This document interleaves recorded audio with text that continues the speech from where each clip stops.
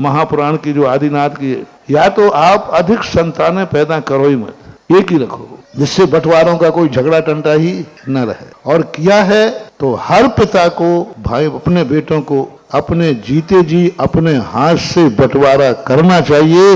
ये ऋषभ देव का बहुत बड़ा संकेत था। ऋषभ देव ने जो कुछ भी किए हैं मात आदर्श के लिए किए, चाहे उन्होंने बच्चियों को पढ़ाया हो, नारी शिक्षा का समर्थन, चाहे उन्होंने षट कर्म की व्यवस्था का उपदेश दिया हो, समाज की व्यवस्था का, उन्होंने भाइयों का बंटवारा करके दिखा दिया कि गृहस्थ को कैसे मरना चाहिए, कैसे छोड़ना चाहिए। ऐसे ही नहीं कि दीक्षा लेके तुम्हारा बैराग हो गया तो मरो रे, लड़ो मरो तुम, हम तो जा रहे हैं, नहीं, ये पलायनवाद कहलाता। जो व्यक्ति सब बच्चों को जन्म दे करके और एकदम बैराग हो जाए और पलायन कर दे तो ये पलायनवाद कहलाता है। ये नीति न्याय नहीं है। उसके संबंध में बराबर उसके लिए करना चाहिए कि पिता, एक बहुत अच्छी बात तीर्थंकरों के संबंध में आई, कोई भी तीर्थंकर को वैराग हुआ तो जहां वैराग हुआ तुरंत उन्होंने केशवंश नहीं किए, वो घर जाकर के राजपाट बैठ करके सब छोड़ करके लिया। नेमिनाथ भगवान का बहुत अच्छा चित्रण हरिवंश पुराण के अंदर आया कि जब नेमिनाथ भगवान को वैराग हुआ जूनागढ़ में और तुरंत शादी के समय हुआ, वैराग तो हो गया लेकिन उन्होंने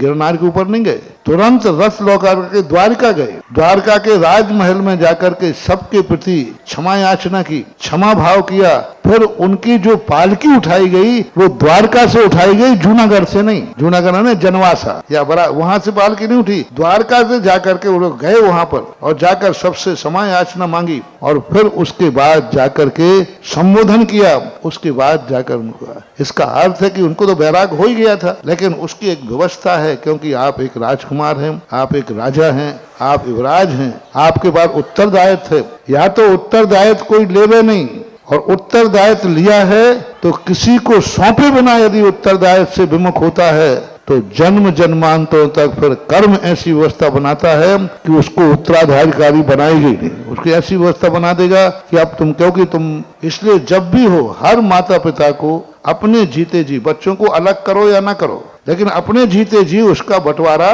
कर देना चाहिए। ये तुम्हारा है, ये तुम्हारा, भले तुम मिलके रहो, इकट्ठे रहो, सबके अलग अलग व्यापार कर दो। सब जो ऐसा बनता है, कोई भी हो, चाहे आपके यहाँ हो, चाहे हमारे संघों में हो, चाहे राज दरबार में हो, जो मुखिया है उसे अपने हाथों से, अपने मुख से बंटवारा करने में बेटे भी शांत हो जाते हैं कि पिताजी ने हमें दे दिया। और आपसी का तो फिर मामला है जिसकी लाठी जो जीत जाए, फिर तो कुश्तियां होती हैं। इसलिए सबकी आदर्श, ऋषभ देव की आदर्श परंपरा थी, शिक्षा लेना चाहिए कि हम यदि कोई अधिकारी हैं तो उत्तरदायित्व को अपने हाथों से अपने सामने सौंपकर बराबर बंटवारा करके और निश्चिंत होकर के जाना चाहिए। यही विधि सही है।